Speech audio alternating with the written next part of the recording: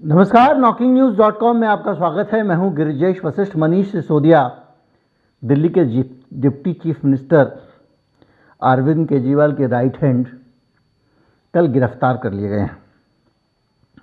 अब इसको लेकर बहुत सारी पॉलिटिकल गहमागहमी शुरू हो गई है। एक पक्ष कह रहा है कि वो बेकसूर में फंसाया गया है और दिल्ली सरकार को नीचा दिखाने की कोशिश हो रही है, वगैरह वगैरह।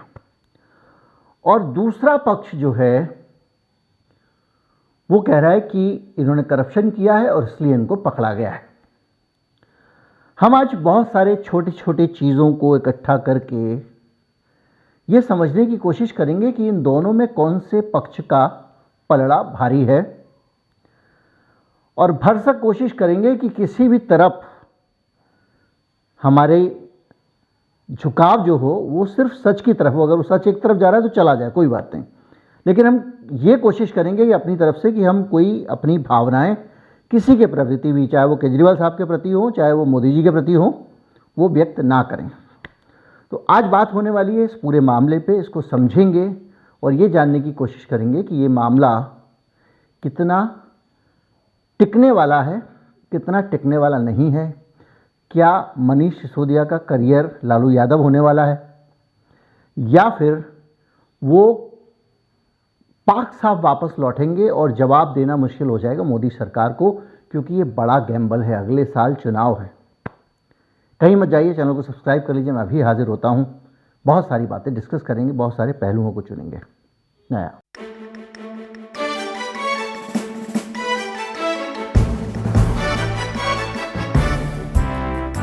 पहले तो ये समझना पड़ेगा कि ये दिल्ली एक्साइज पॉलिसी थी क्या जिसके कारण पूरा बवाल हुआ।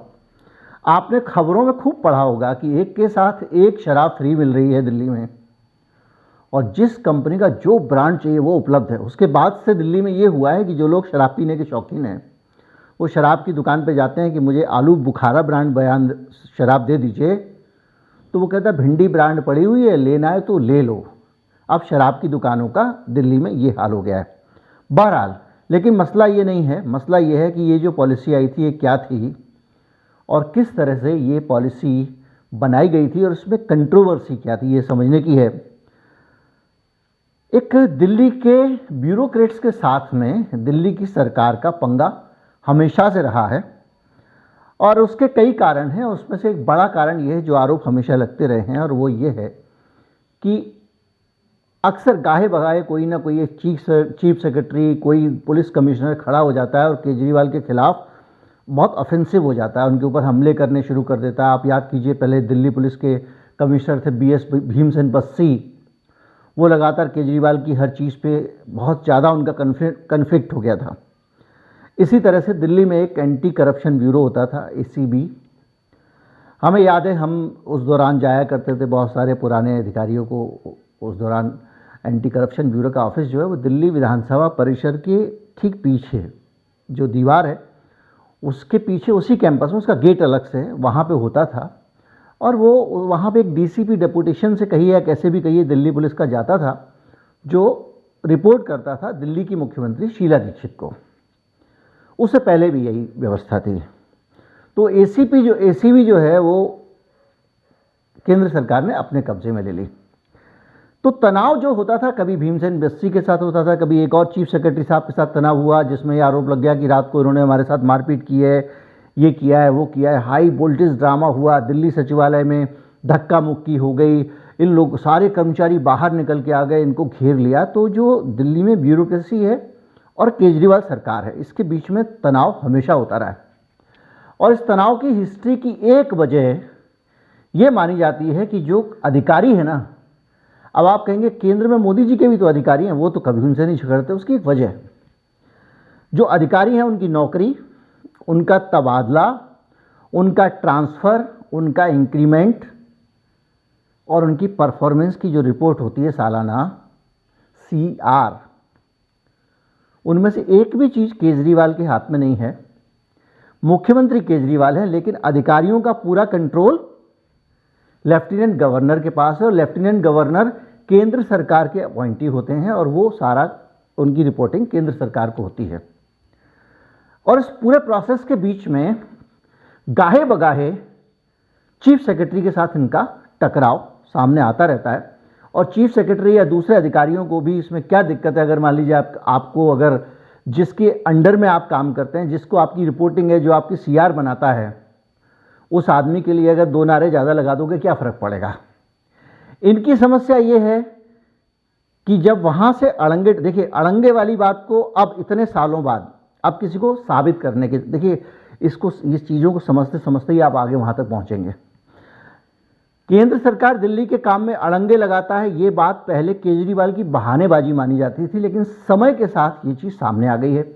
जैसे दिल्ली में नगर निगम का चुनाव हुआ, पहले चुनाव टालते रहे, उसके बाद वहाँ पे पहले नगर निगम का चुनाव टालते रहे, उसके बाद मेयर के चुनाव में बहुत सारा ड्रामा हुआ। हर चीज़ में दिल्ली की कोर्ट को हस्तक्षेप करना पड़ता है। बार बार दिल्ली के अधिकार कभी वहाँ पे अध्यादेश लाके, कभी कुछ लाके छीन लिए जाते हैं, फिर वो कोर्ट में जाते हैं, कोर्ट कहती है भाई राज्य है, इसका तो अधिकार है, अधिकार दो, फिर दिया जाता है, ज़्यादा दिन नहीं चलता है। अच्छा, एलजी जो हैं वो एक ऐसे व्यक्ति को बिठाया जाता है, जैसे पिछली बार जो एलजी साहब आए थे वो बहुत फिट नहीं थे, तो इसलिए मतलब इस काम के लिए फिट नहीं थे, बैजल साहब, तो नए एलजी साहब को बिठा दिया। जिस दिन से आया उस दिन से उन्होंने चरस किया हुआ है, वो दिल्ली सरकार की हर चीज़ में रोज़ फाइल मंगाना, अटका देना, जांच नहीं करना, वगैरह वगैरह, और खुले में आरोप लगाना। कई प्रकार के धांधलियों के आरोप लगा चुके हैं, उसकी जांच कर चुके हैं। और इस बार मेयर के चुनाव में भी अगर कोर्ट का हस्तक्षेप ना होता तो शायद मेयर का चुनाव पता नहीं किस तरह से होता। ये सब कागज़ पे लिखी हुई इबारत है, लेकिन बातों का मतलब ये मत समझिए कि मैं ये कहना चाह रहा हूँ कि सब कुछ खराबी केंद्र सरकार के पार्ट में है। मैं आपको एक बैकग्राउंडर बता रहा हूँ। तो जब ये झगड़ा होता चला आ रहा है अधिकारियों के साथ में और एलजी के साथ में दिल्ली की सरकार, तो ये जो मामला चला आ रहा है ना दिल्ली सरकार के और इनके टकराव का, इस मामला इस हद तक है कि दिल्ली के लेफ्टिनेंट गवर्नर ये कहते हैं कि कोई भी कानून और बिल विधानसभा में पेश करने से पहले आपको पहले एलजी से पास कराना पड़ेगा, एलजी के घर से। यानी आपने चुनी हुई सरकार बनाई, आपने सरकार चुन के भेजा, लेकिन वो कानून भी बनाएगी। विधानसभा में आने से पहले अगर वहाँ से परमिशन मिलेगी तो फिर आपकी सरकार क्या करेगी, ये एक बड़ा मसला, और इस पर सुप्रीम कोर्ट की भी कई जगह से लड़ाई आ चुकी है। लेकिन ये सारा बैकग्राउंडर ये समझने के लिए है कि अधिकारियों से ही इनका टकराव क्यों होता है। तो क्या हो रहा है कि सरकार है चुनी हुई, लेकिन जो ब्यूरोक्रेसी है वो एलजी के पास में है। इसलिए एलजी को ये बड़ी अच्छी सुविधा है कि जब वो चाहें, जैसी चाहें, चीज़ों को ब्यूरोक्रेसी से मैनेज करा लें। इसीलिए इनके चीफ सेक्रेटरी से सबसे ज़्यादा टकराव होते हैं, क्योंकि एलजी बोलते हैं चीफ सेक्रेटरी को ऐसा करो और ये लोग विरोध करते हैं। तो हुआ ये कि दिल्ली के जो 8वें चीफ सेक्रेटरी हैं उन्हें विनय कुमार सक्सेना साहब, जो नए एलजी साहब आए हैं, इनके बारे में बैकग्राउंड बहुत सारी चीज़ें गूगल कर लीजिएगा तो आपको आइडिया लग जाएगा। इनके बारे में ये माना जाता है कि जहाँ फिट करना होता है, गुजरात से इनको ये सिस्टम है, इनको जहाँ फिट करना होता है वो अपना काम बहुत अच्छे से अंजाम दे लेते हैं। और गंदी भाषा में बोलें तो हेंचमैन होते हैं, जैसे वो सुपारी किलर टाइप, लेकिन ये कहना ठीक नहीं है इतने बड़े आदमी के लिए। और जो भी है, तो वो जो है उनके पास में एक रिपोर्ट पहुंचती है चीफ सेक्रेटरी की, जिसमें कहा जाता है कि ये जो पॉलिसी बनी है एक्साइज पॉलिसी, इस पॉलिसी के अंदर गड़बड़ियां हैं और इसमें रिश्वत लेकर लाइसेंस दिए गए हैं और कमीशन खोरी भी इसमें है। और इसमें पॉलिसी में क्या था, इसको अगर आप समझें तो 32 जोन में दिल्ली को डिवाइड कर दिया गया था। दिल्ली सरकार का ये तर्क था कि अभी क्या हो गया है कि दिल्ली के बहुत सारे इलाके ऐसे हैं जहाँ पे शराब की दुकानें हैं ही नहीं, वो पूरी तरह से बिहार और गुजरात की तरह शराब माफिया पे ही डिपेंडेंट हैं, क्योंकि जो बाहरी दिल्ली के इलाके, दूसरे इलाके हैं, वहाँ पे शराब की दुकानें बहुत दूर दूर हैं, है ही नहीं। दूसरी तरफ जो कुछ इलाके ऐसे हैं जहाँ पे एक एक मॉल के अंदर 7-7, 8-8, 10-10 दुकानें, मतलब ये दुकान भी शराब की, इसके बगल वाली दुकान भी शराब की, उसके बगल वाली दुकान भी शराब की, फर्स्ट फ्लोर पर शराब, उसके ऊपर बार, इस तरह का एक कॉम्प्लेक्स पूरा का पूरा वो मैंने मयूर विहार में देखा हुआ है, सब जानते हैं जो लोग दिल्ली में रहते हैं। तो इनका कहना यह है कि हमने उसको इक्वली डिस्ट्रीब्यूट किया ताकि शराब की कालाबाजारी बंद हो सके। और 22 जगहों पे इसको डिवाइड कर दिया और गवर्नमेंट ने जो है इसके अलावा ये अलग अलग बाड़ में सब जगहों पे जाके ऐसा करना और दूसरा ये करना कि जो माफिया है, शराब माफिया, उसको बाहर कर दिया। ये इनका तर्क था और बाद में इनका कहना यह है कि शराब माफिया जो है उसी की परेशानी के कारण सबसे ज़्यादा इस पॉलिसी को लेकर बुरा लगा है। एक भौगोलिक स्थिति भी आप दिल्ली की समझ लीजिए जिसका जिक्र नहीं आया है, जिसको ना तो आम आदमी पार्टी ने कहा है ना किसी ने कहा है।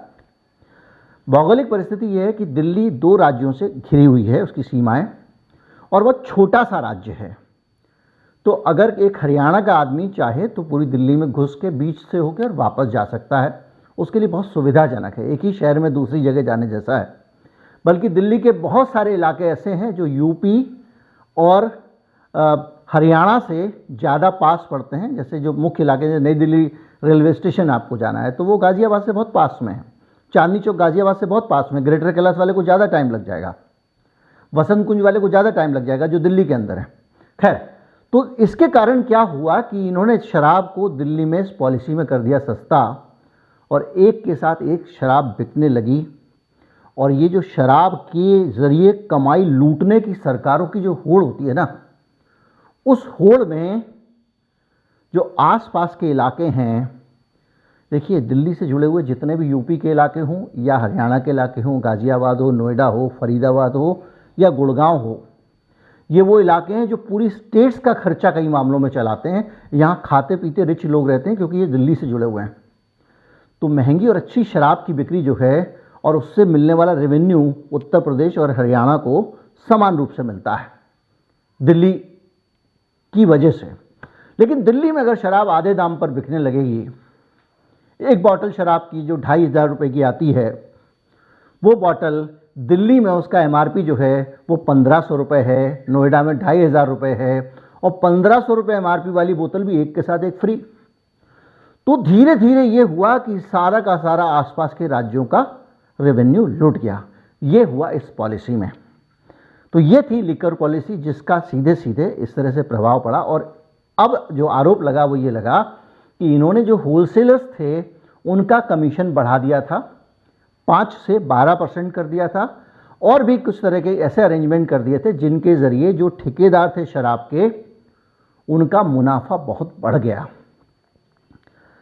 दूसरा पहलू इसका ये माना जा रहा है, इसका एक पक्ष ये सफाई ये भी दी जा रही है कि ये इन्होंने किया होगा, ये आरोप सही हो सकता है क्योंकि ज़्यादातर पार्टियां हिंदुस्तान में अलग अलग उद्योगपतियों, पूंजीपतियों, माफियाओं से पैसा लेकर ही चुनाव का खर्चा उठाती हैं कि इस देश में चुनाव को ईमानदारी से लड़ना संभव नहीं है, हम सब जानते हैं।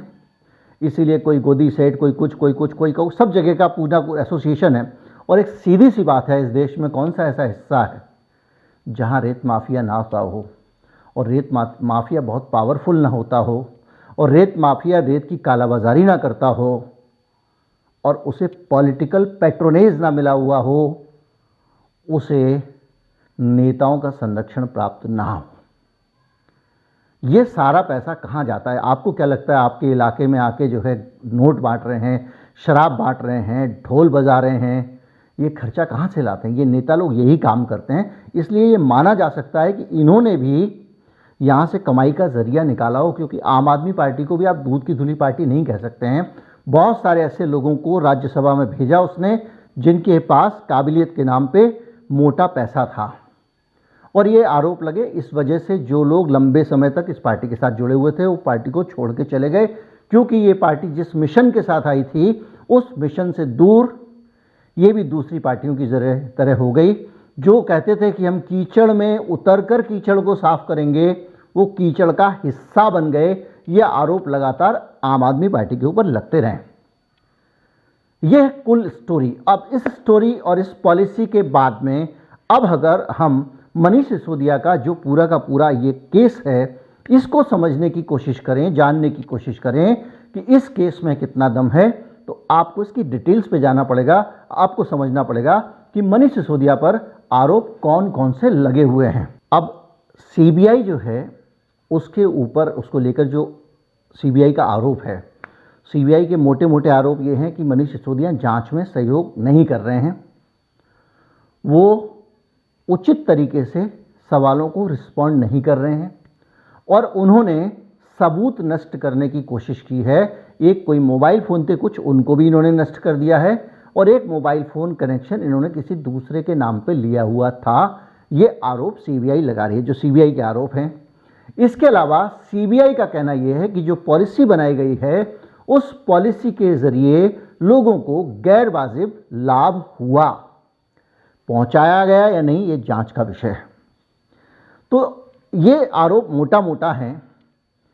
अब इन आरोपों का एक मतलब और भी है और वो मतलब ये है कि भाई साहब सबूत कहाँ है, सबूत इसने मिटा दिए। अगर आपके पास देखिए दो तरह के मामले होते हैं। एक मामला ये होता है कि भाई आपने प्रक्रिया का पालन नहीं किया, सरकारी सेटअप में पता चला कि आपको फाइल ए से बी, बी के पास सी के पास जाना था और आपने सीधे खुद ही साइन करके पेमेंट करा दिया। अकाउंट अफसर साहब के आपने इस पर हरे वाले साइन नहीं लिए, तो क्या हुआ, आपका पेमेंट इनवैलिड हो गया। दूसरा मामला हुआ कि आपने 2 की जगह 4 रुपये का पेमेंट कर दिया। ये दो अलग अलग मामले हैं।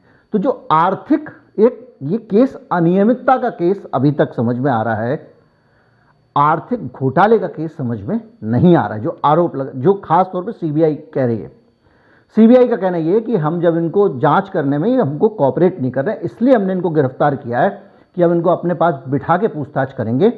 अब वो कोर्ट में रिमांड मांगी जाएगी नहीं मांगी जाएगी वो अलग चीज़ है और कोर्ट जाहिर बात है रिमांड दे दे। लेकिन इनका कहना यह है कि सीबीआई उस फैसले की जांच कैसे कर सकती है जो फैसला एक चुनी हुई सरकार ने लिया है, एक कैबिनेट में लिया हुआ है। फैसला सही है गलत है इसकी जांच सीबीआई कैसे कर सकती है, या तो इसमें कुछ गड़बड़ियां दिखाई दें। अगर प्रोसीजर की दिक्कत है, अच्छा दूसरा आम आदमी पार्टी का एक और आरोप है, उनका कहना यह है कि जब हमने ये फैसला लिया हमको दिल्ली के लेफ्टिनेंट गवर्नर ने कहा कि हमको फाइल भेजो, हमने उनको फाइल भेजी। अनिल बैजल उस वक्त लेफ्टिनेंट गवर्नर होते थे, उन्होंने फाइल को देख दाख के और पॉलिसी में कुछ करेक्शन बताया, भाई ये चीज़ें बदलनी पड़ेंगी आपको। इन्होंने उनको बदल दिया। बदलने के बाद जब नीति आ गई उसके बाद में नए एलजी साहब आ गए, चीफ सेक्रेटरी साहब ने रिपोर्ट भेजी और उसके ऊपर अब ये सिसोदिया साहब से पूछताछ कर रहे थे। और सिसोदिया साहब का कहना है कि मैं बार बार जब भी ये कहते थे जांच के लिए आया, इन्होंने रेड डाली, इन्होंने मेरे पास से सामान खोजने की कोशिश की, मेरे घर में पूरे दिन पड़े रहे और इनको कुछ नहीं मिला है। अब जब इनको कोई सबूत नहीं मिला है तो ये कह रहे हैं कि सबूतों के साथ छेड़छाड़ की गई, सबूत नष्ट किया गया। अब इस आरोप के आने के बाद में सिर्फ एक ही रास्ता बचता है कि बताओ सबूत कैसे नष्ट किए गए। तो आपको फादर स्टेन स्वामी वाला मामला याद होगा, मैं कई बार दोहरा चुका हूं। एक लेटर प्लांट किया गया लैपटॉप में पेगासस के जरिए, जिसमें बहुत सारे लोगों को, बुद्धिजीवियों को गिरफ्तार किया गया, अर्बन नक्सल को घोषित किया गया और ये बताया गया कि ये लेटर जो है लैपटॉप से मिला इनके, जिसमें ये प्रधानमंत्री की हत्या की साजिश बना रहे थे। और उस साजिश में, पूरी साजिश में तारीफ कर रहे हैं मोदी जी की, बहुत महान है, ये हुआ है, इसलिए इनको मार देना चाहिए। खैर, वैसा ही एक रफ नोट सिसोदिया साहब का किसी कंप्यूटर के अंदर से मिला है। अब वो जो रफ नोट है उसके आधार पर वो कह रहे हैं कि ये हमारा सबूत है। मनीष सिसोदिया कह रहे हैं कि ये बार बार हमको परेशान कर रहे हैं और जब एलजी ने सुझाव दे दिया, उनके सुझाव हमने पॉलिसी में शामिल कर लिए, तो फिर करप्शन कैसा बचा भैया। दूसरा पॉइंट ये भी आ रहा है कि उन्होंने जांच में शामिल होने के लिए हमको ऐसे टाइम पे बार बार आमंत्रण देते हैं जबकि हमारे ज़रूरी काम होते हैं, तब भी हम जांच में शामिल होते हैं। जैसे अभी जब दिल्ली का बजट तैयार किया जा रहा है, उस वक्त दिल्ली के वित्त मंत्री को आपने उठा लिया, तो ऐसी हालत में अब बजट कैसे तैयार होगा। तो ये उन्होंने तर्क लिया है। इसके अलावा उन्होंने एक और तर्क लिया है कि उन्हें जब जब बुलाया वो गए। अब सीबीआई जो चाहती थी वो ही कहें तब उसको सहयोग मानोगे आप, ये तो गलत बात है, ये उनका कहना है। और 19 अगस्त को छापा पड़ा, 7 सितंबर को नोटिस मिला और 9 सितंबर को उनको कहा गया कि फ़ोन दो आप अपने। 9 सितंबर को फ़ोन भी दे दिया। उसके बाद हमारे साथ ये सब क्यों चल रहा है। उधर आम आदमी पार्टी, अब देखिए उसके पॉलिटिकल एस्पेक्ट पे आते हैं, और ये भी है कि 3 नोटिस दिए गए, तीनों में अपीयर हो गए, सारी बातें हो रही हैं। लेकिन सीबीआई को कहना है, सीबीआई का जो पक्ष है वो ये है, होलसेल में जो शराब पे 5% कमीशन था उसको इन्होंने 12% कर दिया, और इसमें से 5% कमीशन बढ़ता था। लेकिन जब आप कहेंगे कोर्ट में कि बढ़ता था, तो उसको आपको स्टैब्लिश करना पड़ेगा, कैसे बटा, किसको दिया, अकाउंट से गया, हवाला से गया, अटैची से गया, कौन लेके आया, वो नोट कहाँ हैं, अगर हवाला से, अगर अटैची देके आया तो, अगर ट्रांसफ़र किया तो वो अकाउंट कहाँ हैं, किन अकाउंटों में ट्रांसफ़र किया गया, किस कंपनी के खाते में ट्रांसफ़र किया गया। तो जिन लोगों को पहले से पकड़ा गया, पूरा एक स्टैब्लिश करना पड़ेगा। तो ये एक मसला है, और उनका कहना है कि एलिजिबिलिटी क्राइटेरिया 100 करोड़ से बढ़ाकर 500 करोड़ कर दिया गया, और एक ड्राफ्ट नोट मिला है सिसोदिया के कंप्यूटर में जिससे ये बात पता चली। इनका कहना यह है कि पहले 100 करोड़ तक का आदमी ही होलसेल में शामिल हो सकता था, इन्होंने 500 करोड़ कर दिया गया। 500 करोड़ से नीचे का व्यापारी होलसेल डिस्ट्रीब्यूशन में शामिल नहीं हो पाएगा। अब ये नीति है, ये पॉलिसी है सरकार की, सरकार बदलती रहती है, कई बार अलग अलग तरह की। इसके पीछे आप इंटेंशन केवल करप्शन मान लें, नहीं मान लें, ये बात लॉजिकल नहीं लगती है। लेकिन चूंकि पैसा इन्वॉल्व है इसलिए जांच होनी चाहिए। लेकिन जो भी है, 5 दिन की कस्टडी मांग रही है सीबीआई। कोर्ट कहेगा कि भाई 5 दिन के लिए देता है या नहीं देता, मुझे ऐसा लगता है दे देगा। अभी जब मैं वीडियो रिकॉर्ड कर रहा हूं, अभी फैसला कोर्ट का रिजर्व। 5 दिन की कस्टडी के बाद में हो सकता है वो बढ़ाने को कहे, घटाने कहे, लेकिन जो भी है मामला ये है। अब इसका पॉलिटिकल एस्पेक्ट समझते हैं। ये जो सड़क पे खड़े होकर प्रदर्शन हो रहा है, धरना हो रहा है, दूसरी चीज़ें हो रही हैं, आम आदमी पार्टी वाले कपड़े फाड़ रहे हैं, पुलिस वाले उनको पकड़ पकड़ के ले जा रहे हैं, ये सब ये साबित करने की कोशिश है कि हमारा सिसोदिया एजुकेशन में बहुत रिफॉर्म कर रहा था इसलिए उसको पकड़ लिया।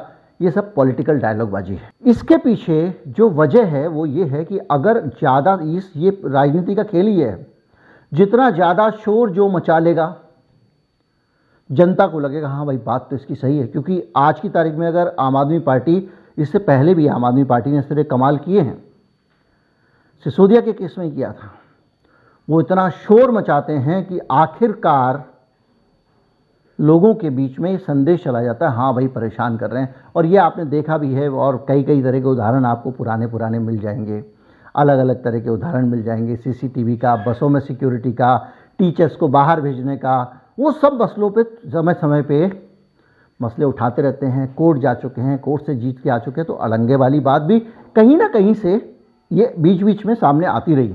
अब उस बात को ये इस केस में भुनाने की कोशिश कर सकते हैं। भारतीय जनता पार्टी का मकसद ये है कि अगर आम आदमी पार्टी की सरकार या उसकी साख, दोनों में से एक कोई चीज़ गड़बड़ा जाती है, तो अकेली दिल्ली में 7 लोकसभा सीटें हैं, और वो 7 की 7 लोकसभा सीटें उसको अपने लिए चाहिए। आज जो सरकार है मोदी जी की, वो मैक्सिमम जो परफॉर्मेंस है बीजेपी का वो है।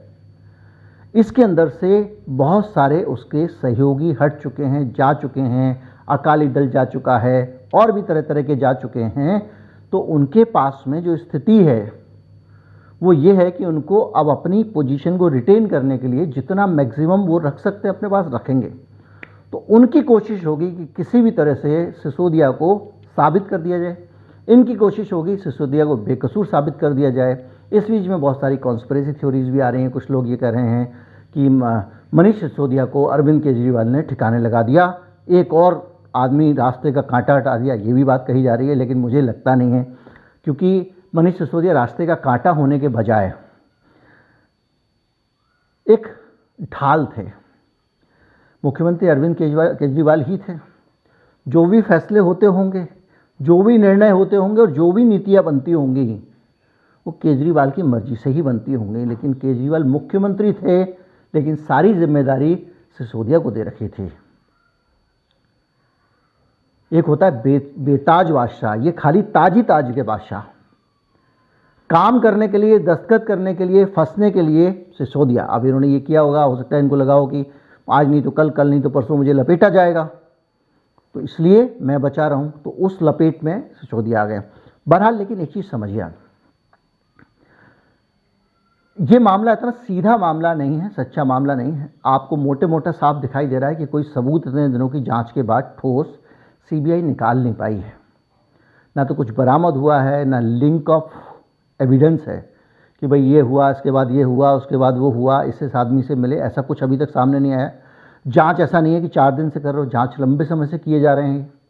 सिसोदिया के घर पे, दफ्तर पे, सब जगह छापेमारी कर चुके हैं, सब कुछ कर चुके हैं। और जो अब उनका प्ली है वो ये कहता है कि सबूत नहीं है क्योंकि सबूत इन्होंने नष्ट कर दिया। इससे भी पता चलता है कि उनके पास दिखाने के लिए सबूत नहीं है। तो जो भी है, ये जो विक्टिमाइजेशन करना, ऑपरेशन कमल चलाना, सरकारों को डिस्टेबलाइज करना, अलग अलग जगह राज्यों में कब्जे कर लेना, तोड़फोड़ करना, खरीद फरोख्त के आरोप, हॉर्स ट्रेडिंग के आरोप, सरकारों को हथियाने के आरोप, तोड़ फोड़ करके सरकार बदलने के आरोप, मध्य प्रदेश में बदल दिया, राजस्थानी तो बचा है, सब जगह तो हो गया उठापटक, छत्तीसगढ़ और राजस्थान बचा हुआ। महाराष्ट्र सोचिए, कोई सोच सकता था? तो ये सारा ट्रैक रिकॉर्ड इनका अगर देखा जाए, भारतीय जनता पार्टी का, तो ये हो सकता है कि वो दिल्ली में कोई खेल करके बहुत सारे आम आदमी पार्टी के एमएलएज को लेके, कुछ लेके किसी तरह से या तो पिट्ठू सरकार बिठाएं या केजरीवाल की प्रतिष्ठा को ऐसा कर दें कि अपने आप ही जो है वो दर्शक, वो वोटर जो है वो बीजेपी के पास चला जाए। दूसरी तरफ केजरीवाल साहब जो है, उनकी जो उनकी साख है वो एकदम बहुत ड्रामा क्वीन टाइप की है। वो पॉलिटिक्स के राखी सावंत समझ सकते हैं आप उनको। हर चीज़ में बहुत ज़्यादा शोर मचाना, धरना कुमार उनका नाम हो चुका है, और वो हर चीज़ को कुछ ज़रूरत से ज़्यादा आउट ऑफ प्रोपोर्शन ब्लो करते हैं, हर चीज़ को बहुत बड़ा बना देते हैं। आप सोचिए, सुप्रीम कोर्ट ने आदेश दिया कि कोई मुख्यमंत्री अपना फोटो विज्ञापन में नहीं छापेगा, तो एक टोपी पहन के ऐसे फ़ोन करके दीवार की तरफ मुंह करके और वो अपना प्रचार कर रहे हैं। ये इस तरह की जो चीज़ें हैं ना अरविंद केजरीवाल की, उसके कारण कभी कभी लगता है कि ये हर चीज़ का ड्रामा बना देते हैं। अब इसमें पता करना बड़ा मुश्किल है कि कौन सच्चा है कौन झूठा है, लेकिन एक बात पक्की है कि जो पुराना रिकॉर्ड है वो ये कहता है कि दिल्ली का खेल है तो खेल, और पुराना रिकॉर्ड ये भी कहता है कि सामने जो केजरीवाल है ना, वो ऐसे कई खेलों से निकल के आ चुका है। कितनी बार उसकी सरकार को तरह तरह से डिस्टेबलाइज किया गया, चीफ सेक्रेटरी के साथ मारपीट के आरोप लगे, उसके कितने सारे विधायकों के ऊपर केस हुए अलग अलग समय पे, किसी पे ये केस, किसी पे वो केस, सेक्स सीडी तक आई हैं, लेकिन वो अपने आप को बचाने में कामयाब रहा है। तो मुकाबला तगड़ा वाला है। और एक और चीज़ बता दूं कि जितना मीडिया मैनेजमेंट बीजेपी कर लेती है, केजरीवाल भी उतना ही कर लेता है। तो दिल्ली का मीडिया कभी भी, आपने महसूस किया होगा, ऐसा नहीं होता कि वो एक तरफा केजरीवाल के खिलाफ हो जाए। जितना प्रेम मोदी जी से है, अपने हिस्से का प्रेम केजरीवाल लेते रहते हैं। ये कांग्रेस वाली स्थिति नहीं है। तो कड़ा मुकाबला है। उम्मीद करता हूं उस पूरे मामले को, प्रकरण को, दिल्ली की राजनीति को, दिल्ली की राजनीति के बैकग्राउंड को आप समझ गए होंगे। इस प्रोसेस में वीडियो थोड़ा लंबा हो सकता है, लेकिन जब चीज़ों को समझना हो तो आसानी होती है सबसे। और आने वाले दिनों में जब भी कोई वीडियो आएंगे तो आपके लिए समझना आसान होगा कि दिल्ली में क्या स्थिति है। नमस्कार, जय हिंद। शेयर ज़रूर कर दिया करें।